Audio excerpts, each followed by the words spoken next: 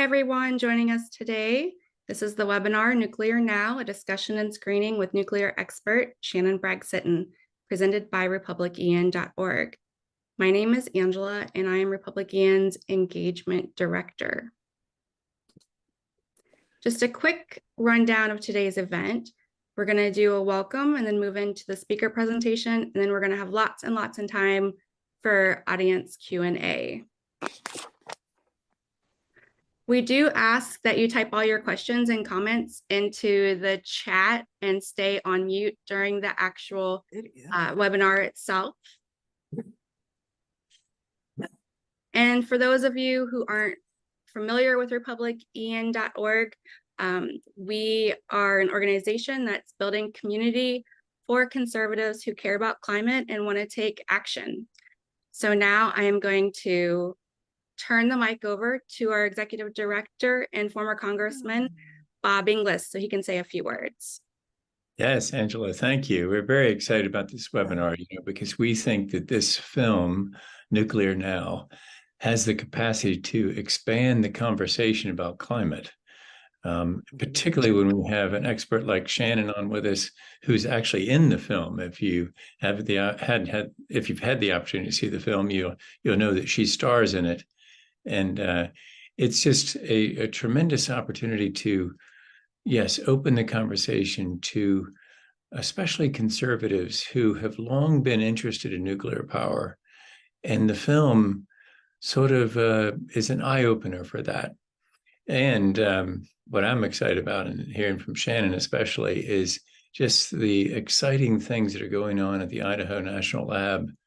I haven't been there yet, Shannon. So part of my ulterior motive here is to make sure to somehow get an invitation to come see the Idaho National Lab.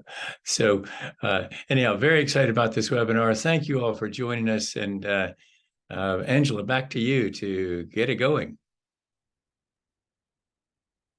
Thanks, Bob. So we're really curious to see how many people had an opportunity to watch the movie itself before the webinar. So we're going to do a quick poll. This will just give us a little bit better of an idea of how to facilitate moving forward. So you guys should all have a poll popping up in front of you now, and you can answer yes, no, or you got to watch some of it, but maybe not all of it. All right, so we're looking at, so what's coming up here, we're looking at 62% no, 38% yes. So we have a big amount of people who haven't got the chance to see it yet. Hopefully after the webinar, you'll be able to take advantage of that watch code that you guys were sent and be able to watch it before that expires on Friday. So like Bob said, we're really grateful and thankful to have Shannon Bragg-Sitton from Idaho National Laboratory join us today. And just to sort of start off, I'm gonna show you guys a clip from the movie that has her in it.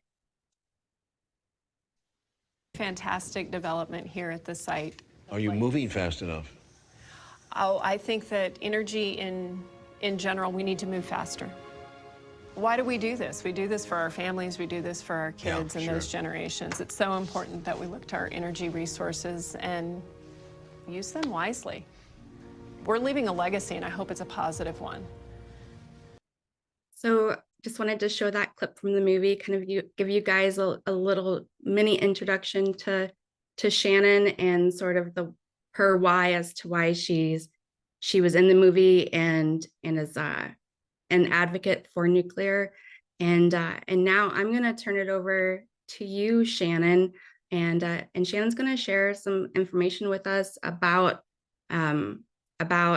what she does and how, all this wonderful information that she knows about nuclear.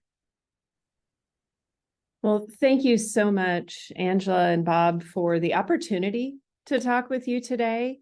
And Bob, yes, love to have you out at the lab. We love to share what we do. For those of you who are not familiar with the lab system, we are one of 17 Department of Energy national laboratories.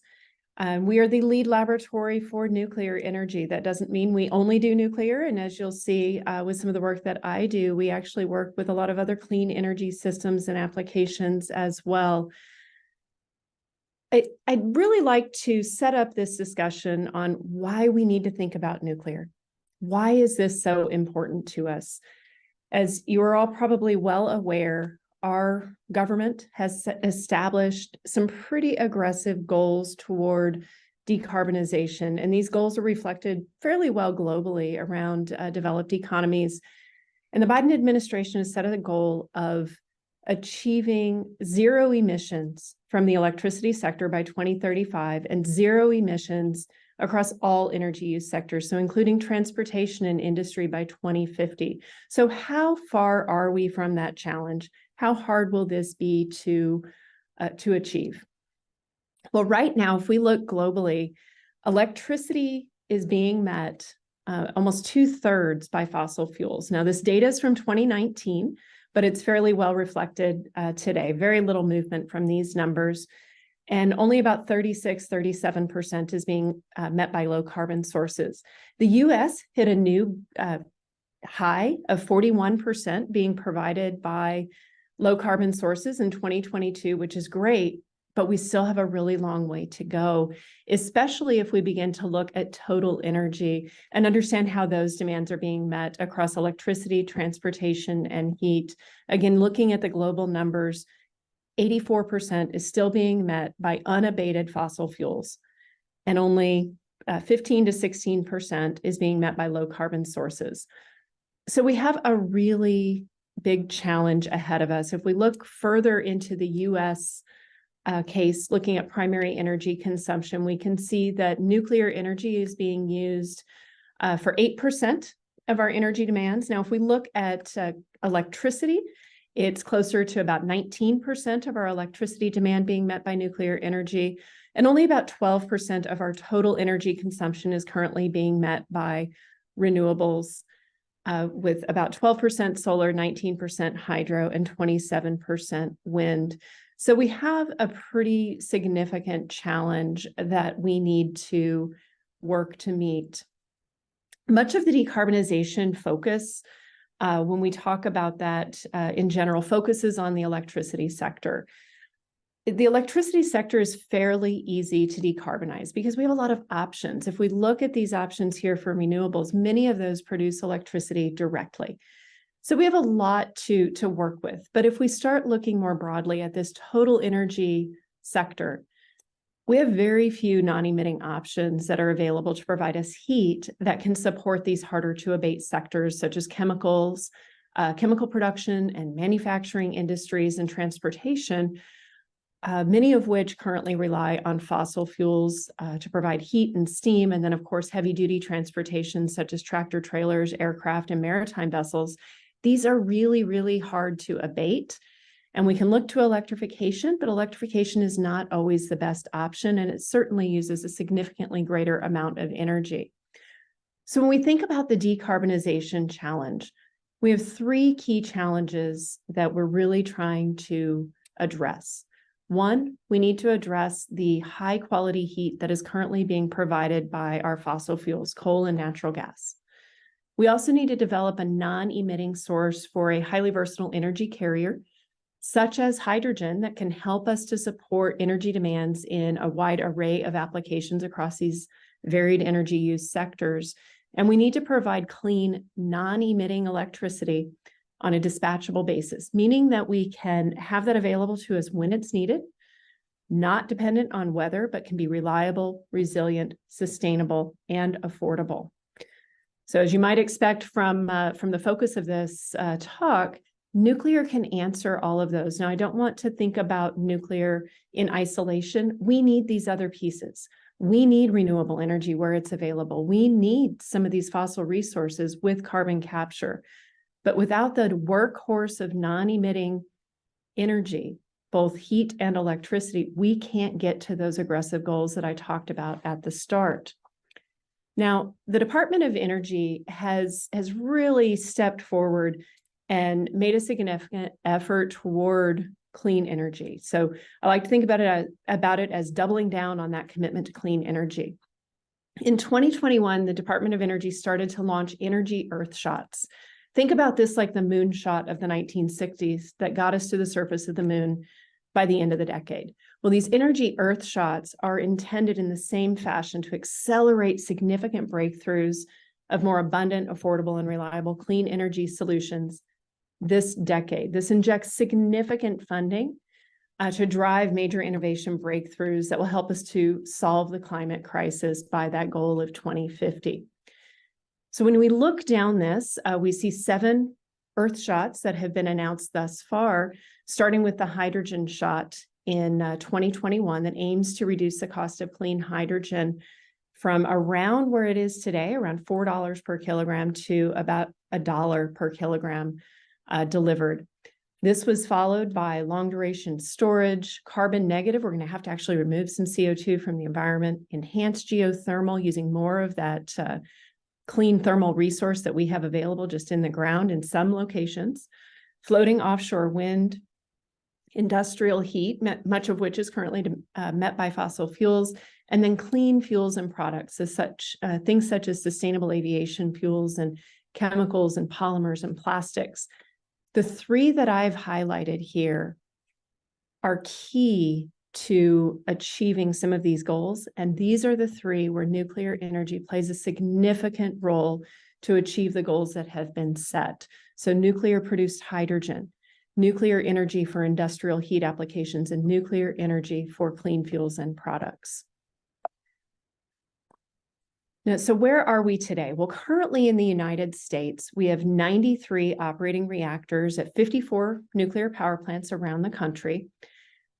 These are all water-cooled systems operating about 300 degrees Celsius, and they get refueled every 1.5 to 2 years. Most of these have been around a while. They were built in the 1950s to 1980s. We're pretty excited that we just brought online a new unit at Plant Vogtle in Georgia. So they are now providing electricity to the grid, and they're finishing out a 4th unit there as well. So these systems have been workhorses, providing baseload electricity to the grid, but they're now being asked to operate more flexibly. As we have more variable renewables coming online, we need to operate flexibly to continue to provide that electricity that we need in our communities. These systems are large scale, on the order of a gigawatt or 1,000 megawatts of electricity. They take a good bit of land, about 1,500 acres, and they're custom built on site. They're unique facilities, but they are workhorses. They are providing reliable electricity more than 93% of the time fleet-wide. No other energy source can even come close to that type of capacity factor. And in fact, since 2012, the fleet-wide capacity factor has exceeded 90%. So these are really performing very, very well, and we need to keep them online. Well, what's coming next? Right now, there are more than 70 different private sector designers working on developing advanced reactors. So how are these different? They do include some of these large-scale systems, but they also are producing medium-scale, small modular reactors that can provide on the order of hundreds of megawatts of electricity, and even very small systems, opening up opportunities to smaller communities, dedicated industrial facilities on the megawatt scale. What's really incredible about some of these smaller systems is now they can be right-sized to those applications, but they can also be factory built. So instead of that stick-built approach where you're building large-scale systems custom on site, we now can have factories, and we can start to achieve economies of quantity, reproducing more and more units so that they can be deployed to sites with minimal site preparation. We can even ship those out on flatbed trucks or trains to make these systems deployed much more readily. All of these concepts, regardless of size, have adopted some key driving benefits or characteristics in their designs, one of which is inherent or passive safety. When I say that, what I mean is these safety mechanisms are based on the laws of physics, and try as we might, we cannot break the laws of physics. And what that means is that when we have off-nominal conditions, off-normal conditions, they will automatically respond by shutting down. So these are extremely safe systems. They're also being designed to support versatile applications, such that they're not just supporting electricity, but they're producing hydrogen or delivering heat to those industrial facilities. They also have very long fueling cycles, meaning instead of changing out that fuel every 18 months, we can actually operate 5 years, 10 years, some even out to 20 years before we have to refuel those systems, significantly reducing the amount of used nuclear fuel coming out of those systems. They're highly flexible in how they're deployed given these sizes and can use advanced manufacturing approaches. Another really exciting thing about these systems is they start moving to different technologies and designs, different coolants. Now, I mentioned before our current fleet reactors use water cooling. This is great, but some locations don't have water available. So some of these systems can operate completely in the absence of on-site water supply, using different coolants such as molten salts, so basically liquid salt type materials, liquid metals such as sodium or lead, or even high temperature helium gas. These higher temperatures give us greater efficiency so we can get more bang for the buck out of these reactors, producing more reliable energy. And we're beginning to think about these in new applications. So I mentioned the size of these systems are much smaller, not just in power level, but in footprint. Current fleet reactors take about 1,500 acres. Small modular reactors might be deployed on about 50 acres. And those micro reactors less than an acre, such that they might be deployed to these remote villages, such as the Arctic example shown here, or also into direct applications in industrial facilities. When we look at our resources available, I talk about the availability of resources such as wind and solar, but we also need to think about land. I've already mentioned the resource of water that we need for some systems. When we think about land use, we need to consider how much land is available to us in a particular region, how much can we dedicate to energy generation. So it's really good to keep in mind that nuclear energy requires less land per unit of electricity generated than any of these other options. You see those thermal generators, coal, natural gas, and nuclear, all falling to those smaller footprints, whereas wind, hydro, solar, biomass, these all take quite a bit more land. So we need to think about this. This is a resource that has to be planned as we go forward. Now, I want to introduce some of the key work that I do. So I lead a division at Idaho National Laboratory called Integrated Energy and Storage Systems. So what am I talking about when I talk about integrated energy systems? Today, when we think about energy generation, we will typically use a generator for a dedicated application, such as a nuclear plant for electricity, or a coal-fired plant for industrial heat, or wind or solar for electricity. When we think about our future clean energy systems, we need to shift our paradigm. We need to think about what we have in our toolbox and think more holistically about how we meet our energy demands.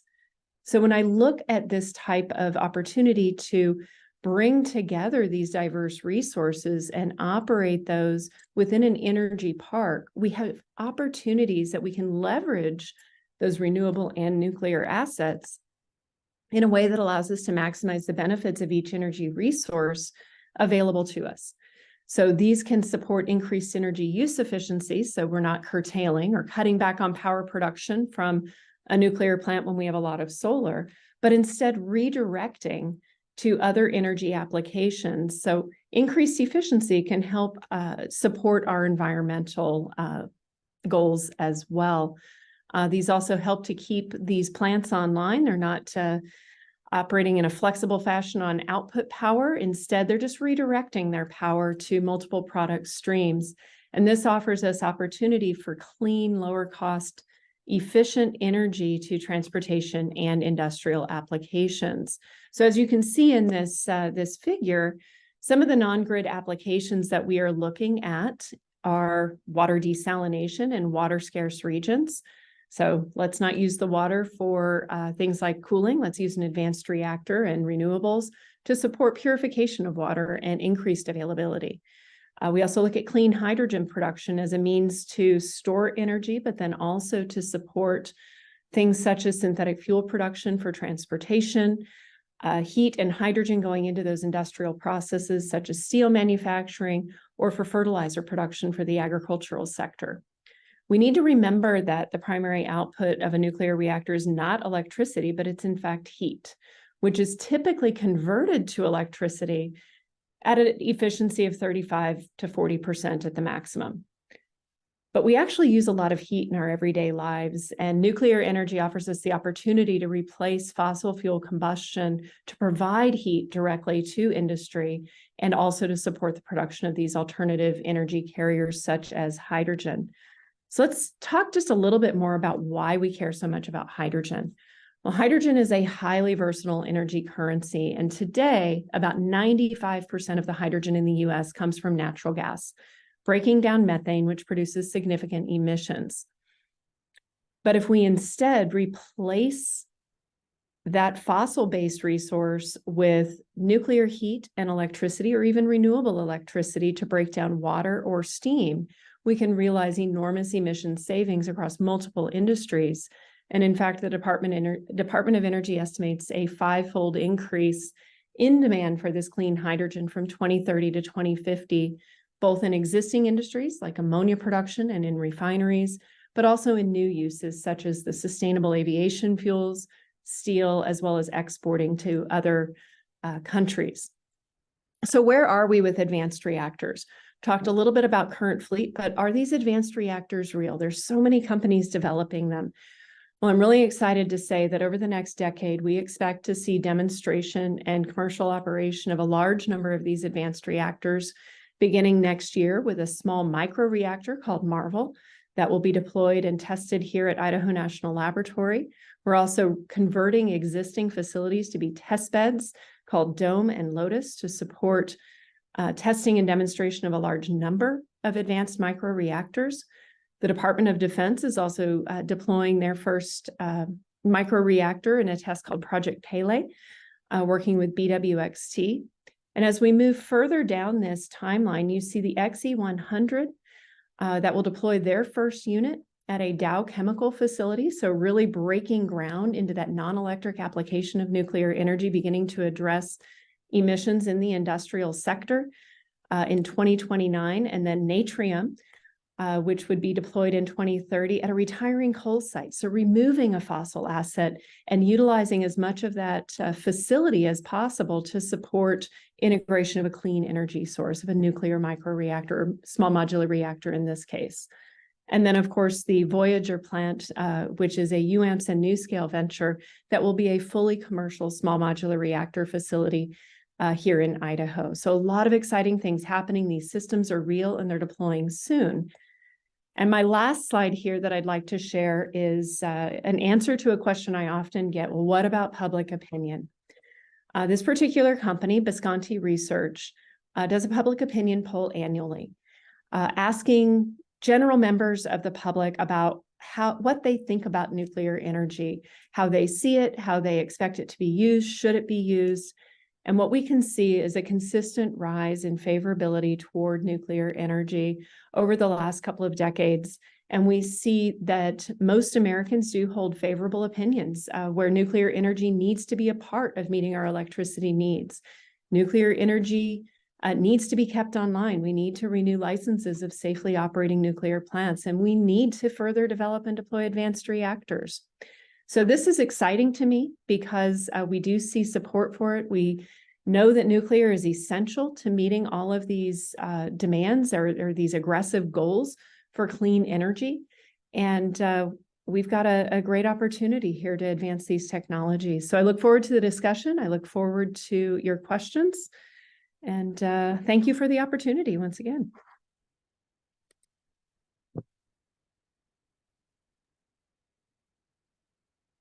Thanks, Shannon.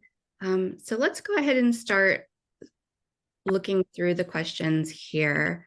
And our first one is from Larry, and he wants to know, he says, from the movie, I found it disturbing that the fossil fuel industry had PR campaigns back in the 1970s to derail the growth of nuclear energy.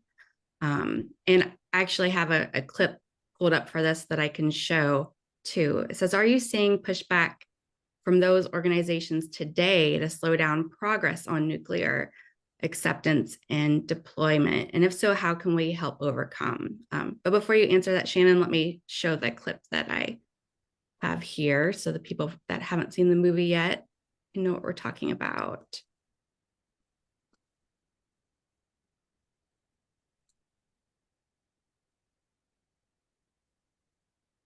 And it's not conspiracy, it's simply business.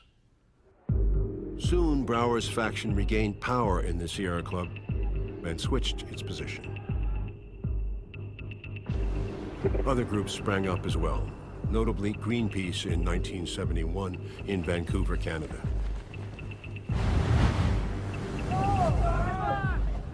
Along with issues like saving the whales, it fused a peace position on nuclear disarmament with an environmental position on opposing nuclear energy. We lumped nuclear energy in with nuclear weapons as if all things nuclear were evil.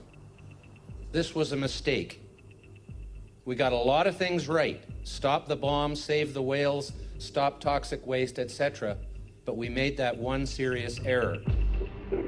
The new battleground was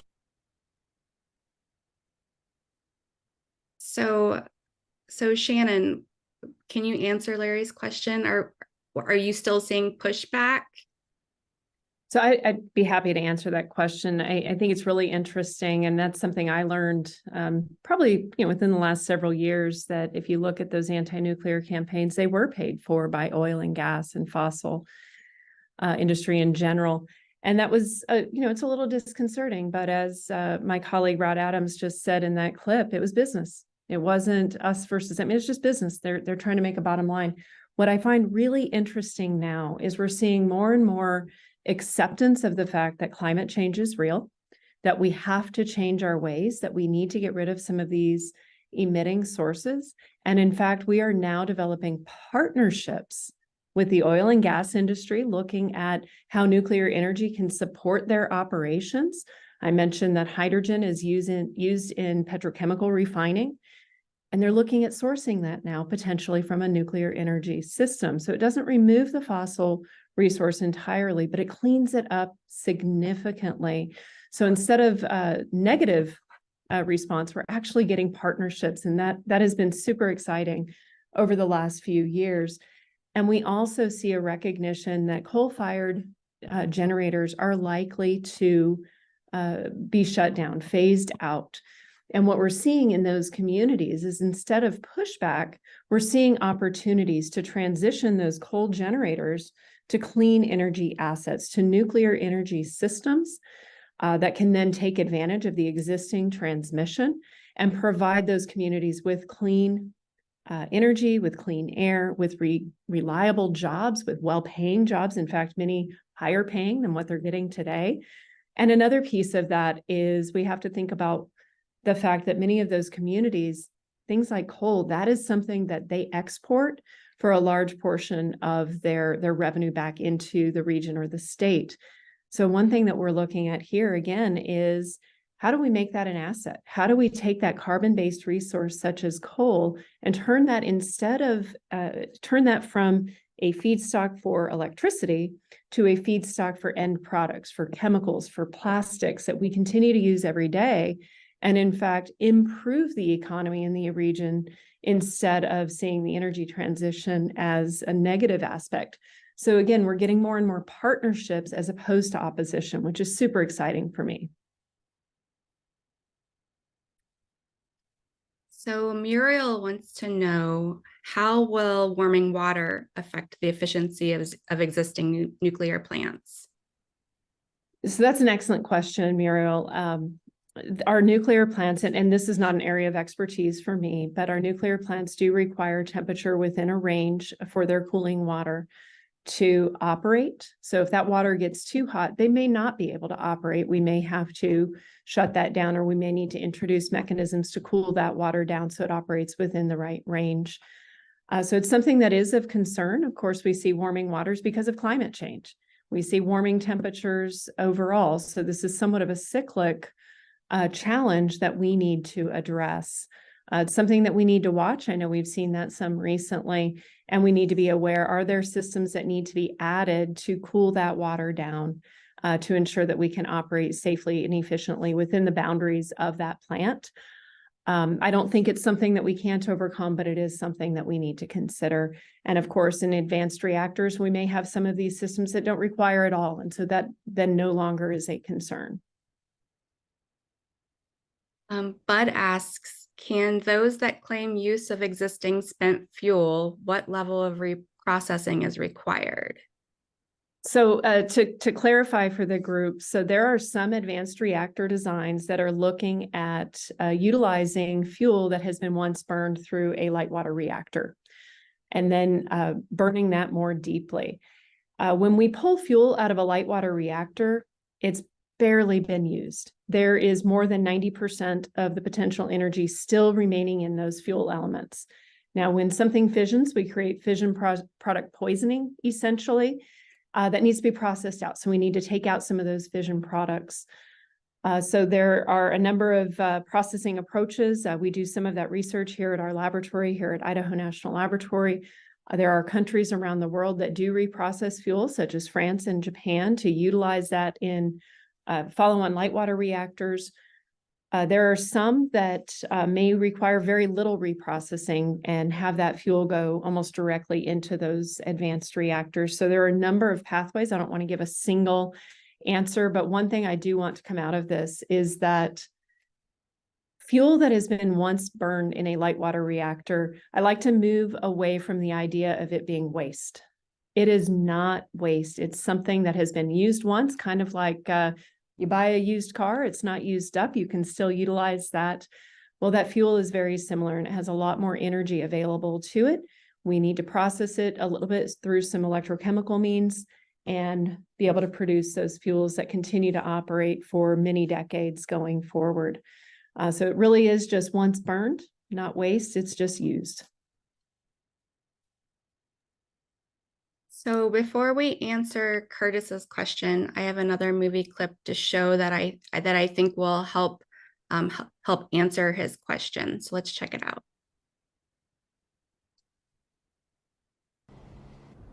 We need to do nuclear differently. And this is where we're going to build our first reactor. You're going to build a reactor here? We're going to build a reactor here. Do you know where? Yeah, basically out in there. Pretty neat, right? Because this is the first advanced reactor that's going to be a commercial plant that gets built in the United States. And it's a microreactor, which is different. You know, it's a lot smaller than what we have today. It starts at 1.5 megawatts electric. So that's going to light up how many homes? It's like 1,000 homes. 1,000 homes? Yeah, really well suited for, you know, small towns, small communities. But you're going to build a microreactor, and it's going to give you 1.5 megawatts? That's nothing compared to some of the SMRs. Exactly. You know, if we start with something so small, then we can really meet the regulations, but do it efficiently and quickly. A big problem with nuclear is maybe it takes a decade and billions of dollars. We want to show that it can take a couple of years and less money while still meeting the same regulations. Is it your money, or how does that work? We're a privately funded company. It is our money. Can I ask you roughly how much you've spent? Yeah, less than $10 million to date. So you've raised 10 million, less than 10 million. It's like Shark Tank. Yeah, kind of.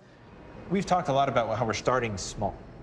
And so that's where the Aurora comes in at 1.5 megawatts. And that provides a platform on which we can scale. Because what's next for us is something that's on the order of about 15 megawatts. And from that, we can go all the way up, potentially up to 100 or more. And you would run the plant? We'll run it. By making it sort of a simpler process where we're selling the power and the heat and not the reactors, that makes it easier to buy. So the utility company you cut out of the, how does that work? We see the utilities mostly evolving to wanting to run distribution and transmission. We act as an independent power producer, and we just sell the power to the local utilities or into the market. And then they can then distribute it to the customers. Yeah, we're excited about how that could allow communities to basically opt in instead of feeling like a huge plant is being stuck in their backyard. All right. So Curtis wanted to know what sized SMR is small enough to be transported from a factory, either by a barge or semi-truck. So the clip we just watched with Oklo, what they're creating is actually even smaller than an SMR. Am I correct? Yes, so there are two categories here, microreactors and small modular reactors. A good example of a small modular reactor is the NuScale design. That is an advanced water-cooled system, essentially, where each of those units will provide about 77, I think is their current number, megawatts of electricity. They've uprated. Their original design was a little bit smaller. But they figured out ways to get more and more efficiency out of that system. Now, those units, so roughly 80 megawatts of electricity, can be shipped to site on a tractor trailer. Now, that's just a single part of that system. Then you bring the balance of plant or the system that converts that heat to electricity on a separate tractor trailer, but they can still be factory manufactured and brought out to the site, again, with less site preparation than we have today, say for what was done at Plant Vogel. These micro reactors are really exciting. So those might be on the order of a few megawatts to maybe 10 megawatts of electric. There's not really a defined power level so much as what is the size that it can be easily built in a factory and shipped to site. We've even looked at the transport of some of those micro reactors by aircraft to go to some military locations off of our continental United States. So really what comes down to is, how is that reactor designed? A gas-cooled system is going to require a little bit more volume than a liquid salt or a molten salt or a liquid metal-cooled system. But there are many different opportunities, and small modular reactors look at that constraint and say, how do I reduce the on-site build requirements for a large-scale system? And can I ship out a unit of maybe up to 100 megawatts of electricity on some of these standard transport means? Some of these systems could even be fueled at the factory and shipped, or they might be fueled on site, depending on the application, depending on the size. Hamilton asks, is INL studying the waste handling systems being pioneered by the firm Deep Isolation? So that is a little bit outside of what I am currently working on. I do have some history working in used nuclear fuel. So Deep Isolation is looking at borehole storage. You basically dig a really deep, narrow hole, and you can put used nuclear fuel in that. So the Department of Energy is investigating and has investigated in the past multiple pathways for storage of used nuclear fuel, whether on site, in interim storage facilities or in deep geologic repositories, but they've also looked at this borehole type of storage. So I do know there's several research reports out on those storage mechanisms. Deep Isolation is now trying to take those ideas into a commercial application. So the Department of Energy is certainly looking at that. Sandia National Laboratories in New Mexico and Albuquerque leads our work in managing of spent nuclear fuel or used nuclear fuel. And so they would have some of the resources available to answer some of the questions on that, the borehole storage of used fuel. So our next question is another one about nuclear waste. We've talked a lot about nuclear waste so far. Is it still a necessary evil, or is there a way to avoid it? Is there anything that you've not shared with us about the future of nuclear waste yet? So first, let's talk about, I had to pull up my little card because I have my cheat sheet on some actual numbers. Bottom line, there's not that much. So we've been operating commercial nuclear reactors in this country for a number of years, since the 1950s. And in that time frame, we've had no issues. We've had no issues with cask shipments of used nuclear fuel. We have very little. We have about 90,000 metric tons of used nuclear fuel. That sounds like a lot, but volume-wise, it really isn't. If we were to go to a football field, we could stack that nuclear fuel in its casks, and it would be less than 10 yards high. So very little amount that we actually have, and we know where every little bit of it is. We track it, unlike other generation options like coal, where they have ash piles and some tailings that have to be dealt with that aren't necessarily tracked so well. We know where everything is. We know where it came from, where it operated, and where it's currently stored. We also need to think about this in terms of, what does that really look like? As I talk to more and more members of the general public, they don't really have a good visual on what used nuclear fuel looks like. Used nuclear fuel is solid. It is contained in rods that have cladding around it. So they're encased in a metallic cladding. They are then put into steel-lined concrete pools to initially cool off, and then they're transported into dry storage that are containers that include steel, concrete, and other shielding. And those currently are dispersed around about 70 different sites in the US. But again, they're highly monitored, they're highly tracked, but it's really not that much if we bring it all together.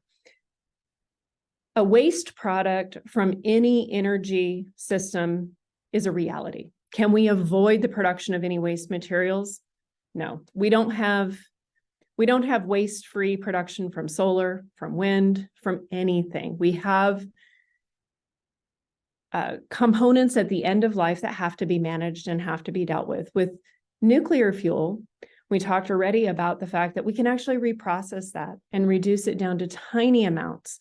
I've already said we don't have much, but we can reduce that down significantly to be a very, very small component that is no longer usable for a reactor system, but the remainder can go into a reactor.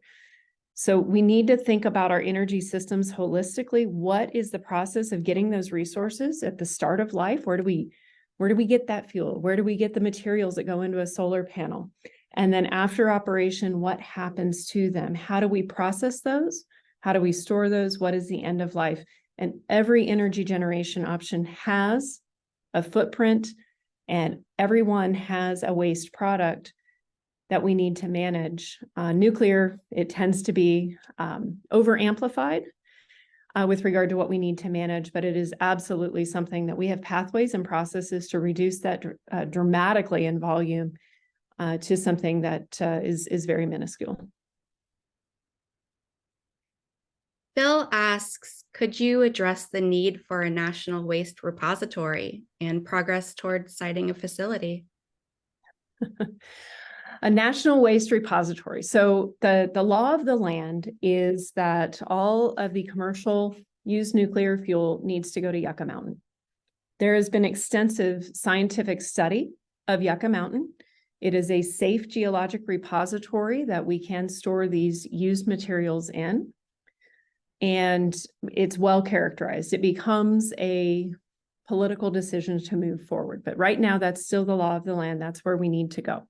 Do we need a deep geologic repository or in a consolidated site? So one of the big challenges is with regard to what we refer to as orphaned fuel. So the plant that it came out of is no longer operating, but there's used nuclear fuel that still needs monitoring and tracking sitting at that site. So one option is to move that to consolidated interim storage facilities, so regional storage facilities, for example, that brings together used nuclear fuel to minimize how much we need to monitor, how many sites we need to monitor and track. That then can be moved to a single consolidated facility such as Yucca Mountain. One of the questions that we have to address is if we were to start reprocessing our used fuel. The United States did at one time reprocess fuel. That was halted in the 70s under the Carter administration.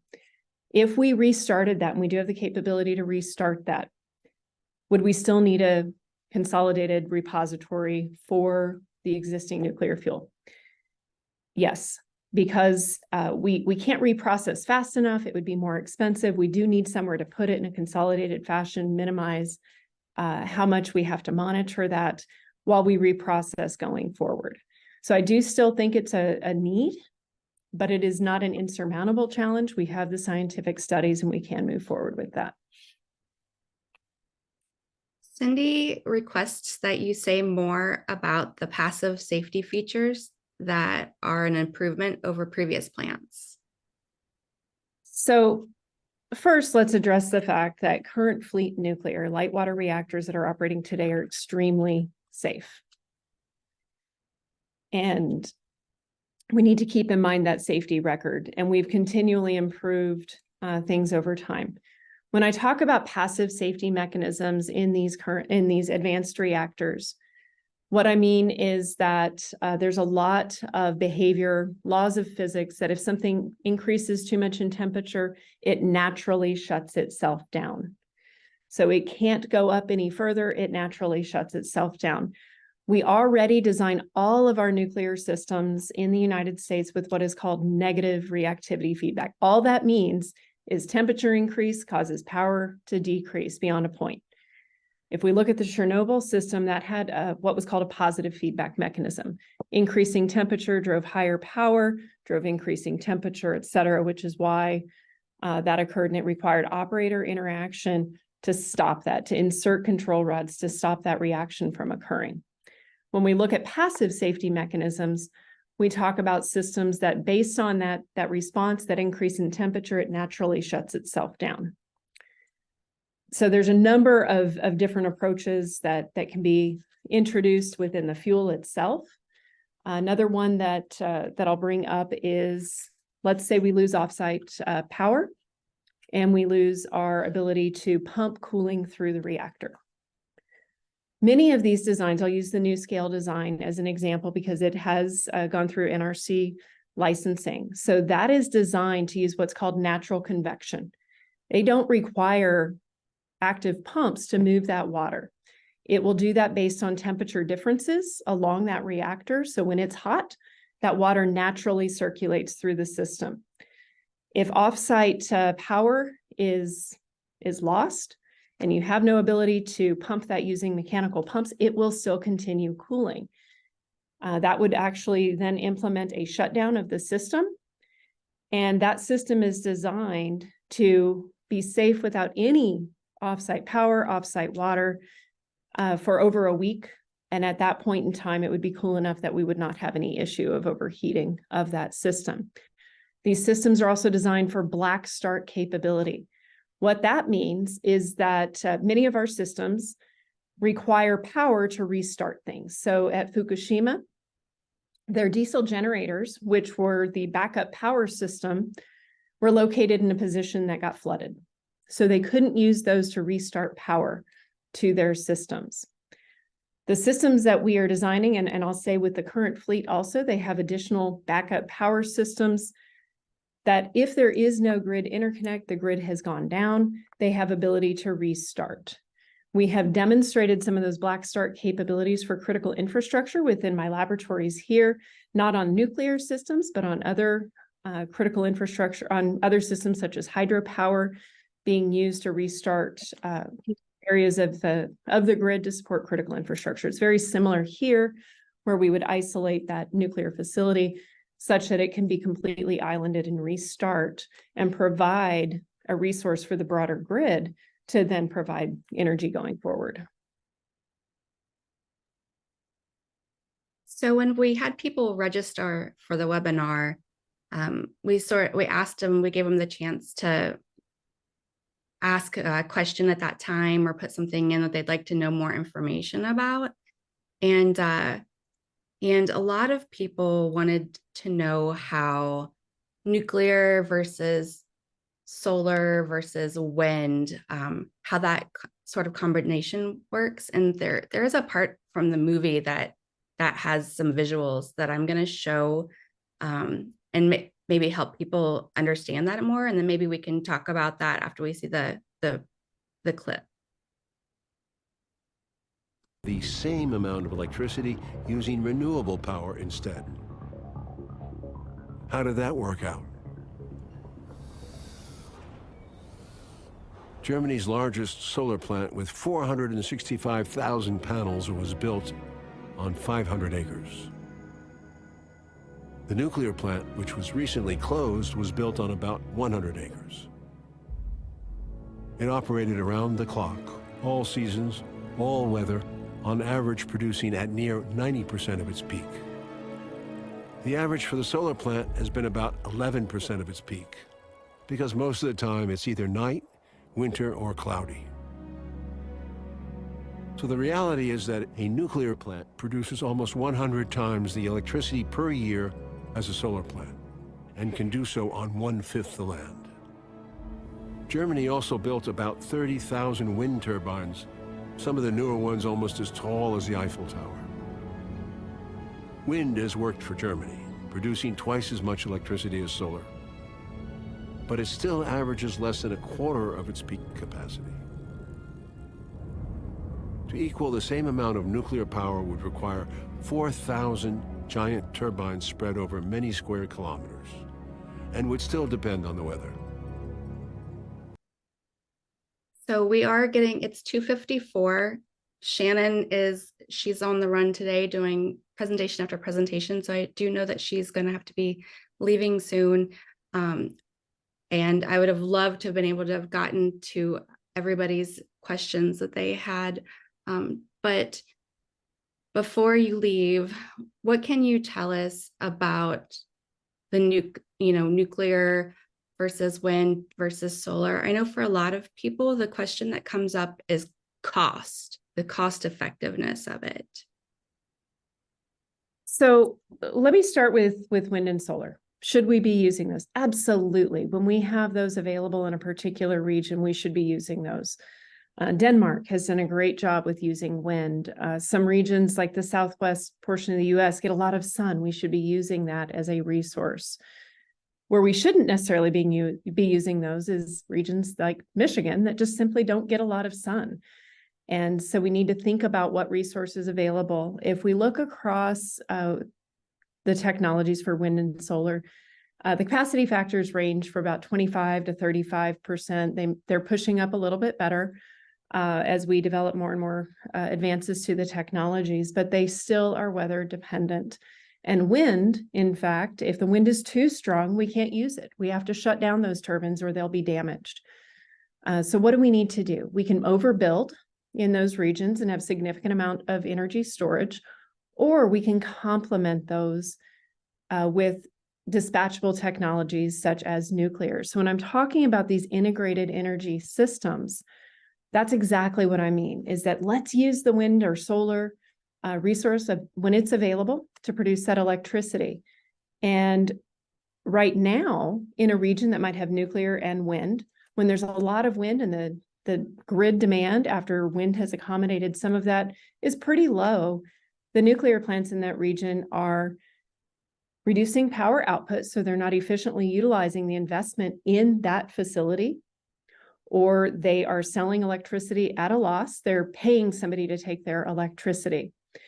Neither of those is a good option, but if instead they could continue running at their baseload capacity at what they are rated for, and just simply redirect that energy when the grid doesn't need it because there's lots of renewables on the grid, redirect that to that hydrogen production and then store that hydrogen for later electricity production or to send to industrial applications. So by doing so, we've, yes, invested a lot of we've invested a lot of capital into that nuclear plant and that renewable. But now we're using those 100% of the time when they're not in refueling or maintenance outages. So 93% of the time for the nuclear plant. And we are using that energy now to redirect to those other energy users. So we're in fact increasing the utilization efficiency on that capital investment. So we may need to build more, but we would have to do that anyway if we look at the amount of storage that we need to complement those variable renewable assets. Some colleagues at the Nuclear Energy Agency have done a number of studies over the years looking at system cost. So what do I mean by that? When we have a system that adopts a lot of variable generation, you can do that and get improvements on cost up to a certain point. And that turning point will vary based on where it is and what else is in the grid. But at a particular point, you are no longer getting cost savings, because now to ensure reliability to the grid, you have to back that up with significant storage or other thermal generation to ensure that you and I have electricity when we turn our light on or when we turn our heat on. So those system costs begin to increase dramatically, and in the end are higher unless you include these baseload dispatchable generation systems such as nuclear. So when we look at outset for a single generation facility, it may look like a renewable would be cheaper than nuclear, but in the broad scheme of things, it's not, because those system costs start driving up significantly. But if we deploy these in energy parks where we use them simultaneously, we use them to complement one another, we can actually do a much better job on how we use that energy efficiently. Well, thank you, Shannon. It's been great to have you join us today and be able to answer people's questions. If people want to learn more, because I know that there were tons of questions that we weren't able to get to. If people want to learn more, where can they go to get information? So I would encourage you to visit inl.gov. So just inl.gov. We have a number of fact sheets available, and we also have the ability in there to reach out to an expert.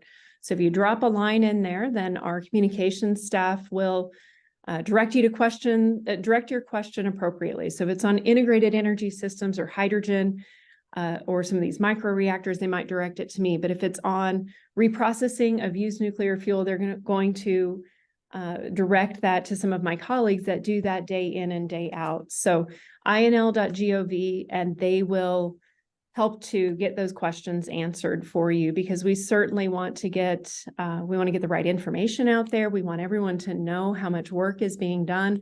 And we also want you all to realize that this isn't a nuclear versus renewables, nuclear versus fossil. This is, we've got to all come together to meet these growing energy demands and to meet that without emissions. It's an all hands on deck, and we are working with our counterparts at other national laboratories to do that and to understand how we do this effectively together.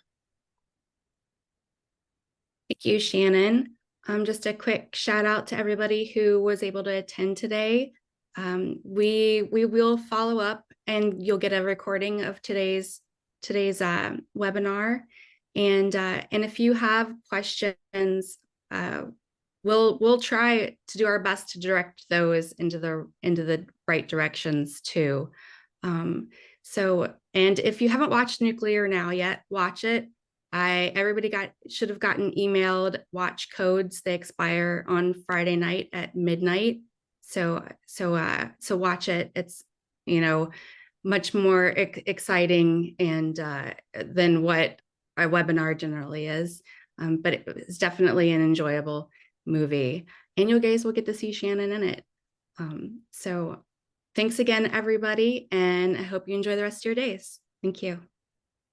Thank you for the opportunity.